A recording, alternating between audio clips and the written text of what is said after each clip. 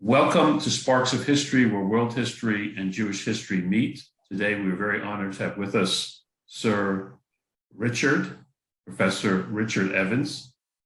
Professor Evans served as Professor of History at the University of Cambridge, President of Cambridge's Wolfson College, and Provost of Gresham College in London.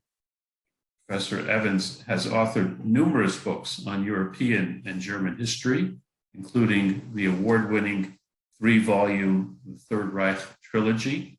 And today we will be discussing Sir Richard's The Hitler Conspiracies, a fascinating, insightful, and entertaining analysis of 5 Nazi-related conspiracies. It's a relatively thin book, but a page-turner, and I urge all our viewers and listeners, as I did, to simply go on to Amazon, click a button, and it gets delivered right to your home. Thank you again for being with us today. To start off, a little bit about your background and how you became interested in World War II, Nazi history, and conspiracy theories. Yeah, well, thank you, Ari. It's very good to be here, and thanks very much for inviting me. I am, as you can hear, I'm British, but my family are all Welsh. My parents learned English at school in North Wales. They were native Welsh speakers. And I grew up in London, on the eastern edges of London, where there was still quite a strong Welsh community at the time in the post-war years. And we used to go into the East End quite a lot. And my interest was sparked by seeing all the bomb sites. The East End of London was quite heavily bombed during the war, and I wanted to know as a child who'd done this and why. It all seemed very shocking. And then later on, of course, I got interested in history for other reasons. If you go to North Wales, you'll find a lot of wonderful medieval castles, for example, put up by the English to subjugate the Welsh in the Middle Ages.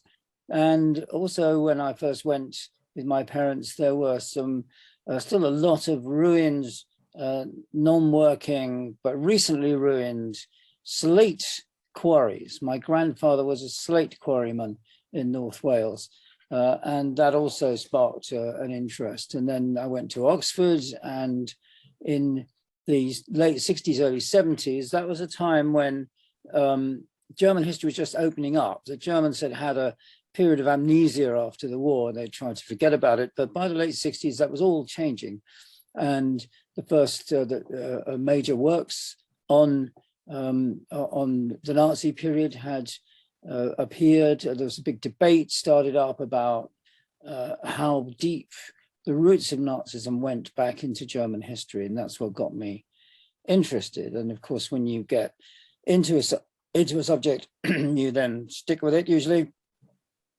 The questions you answer just throw up further questions. And so here I still am, half a century later, still working on German history, still trying to answer questions about the Nazis. And one of the things that really struck me in the last 10, 15 years is how, particularly with the rise of the internet and social media, and which you might call the kind of crisis of truth in our public culture, the number of conspiracy theories about Nazism started to multiply. Old conspiracy theories were warmed up again and given new traction.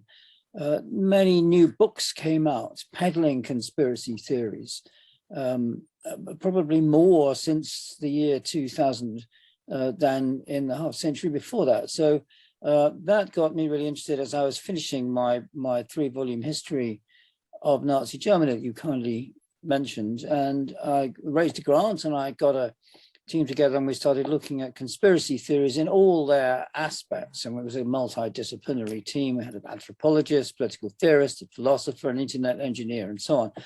And my part of it was to look at these conspiracy theories on Nazi Germany. And that resulted in the book that you kindly showed your audience.